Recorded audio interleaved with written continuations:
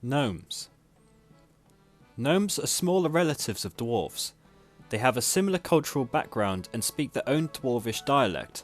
If anything, gnomes are even more short-tempered and difficult to get along with than dwarves. Like them, they live mostly underground or amongst mountains. Gnomes can be found almost exclusively on the western side of the World's Edge Mountains. Their numbers are few and declining all the time. Some communities survive in the remoter areas of the Isle of Albion, but these cannot be said to constitute anything other than a backward remnant of the race. Within the Empire, gnomes have a reputation for clannishness, being regarded as a well-balanced race insofar as they obviously have a chip on both shoulders. It is true that they do not easily mix with other races. Within the Empire, gnomes have a reputation for clannishness, being regarded as a well-balanced race. It is true they do not easily mix with other races, but they are by no means as secretive and withdrawn as the Wood Elves. Gnome peddlers are relatively common sight, and gnomish smiths and engineers are accorded almost as much respect as their dwarven counterparts, often more, but this is usually from fear of their acerbic wit and sharp-tongued sarcasm. Indeed, it is normally the gnomic capacity for vitriol which led to the appointment of a gnome as the imperial court jester as long ago as 1143. Since then, such appointments have become a tradition, one which the current emperor, Karl Franz, continues to maintain.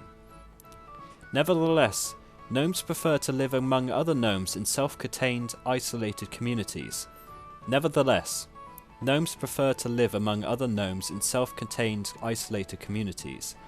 These are burrows or cavern networks beneath the Empire's limestone plateaus and other hill ranges.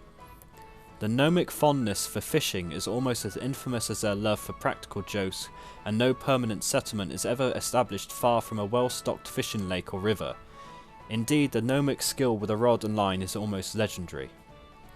The largest gnomic community in the Empire, Glimdwarrow, is to be found beneath the hill range known as the Mirrormoors, and numbers nearly 1,000 inhabitants.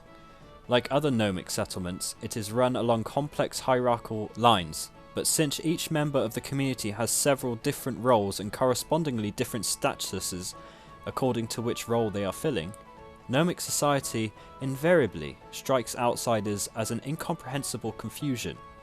Even their cousins, the dwarves, find it difficult to fathom the significance of the innumerable gnomic customs and rules of etiquette.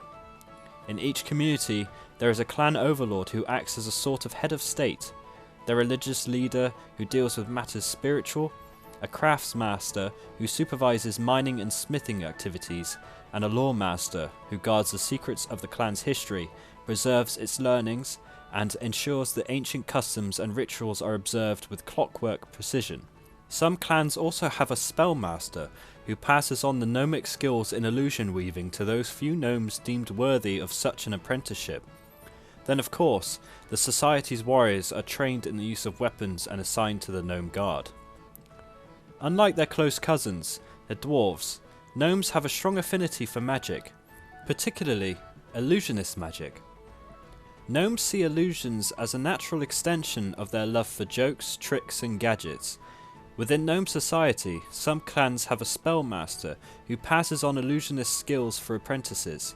Some gnomes are present at the highest levels of the Empire College of Illusionists. Others follow their forebear, Addic, according to legend, the first gnome to leave Glimdwarrow and travel in human society, and wander the Empire, either alone or with a band of travelling players, providing illusions as entertainment.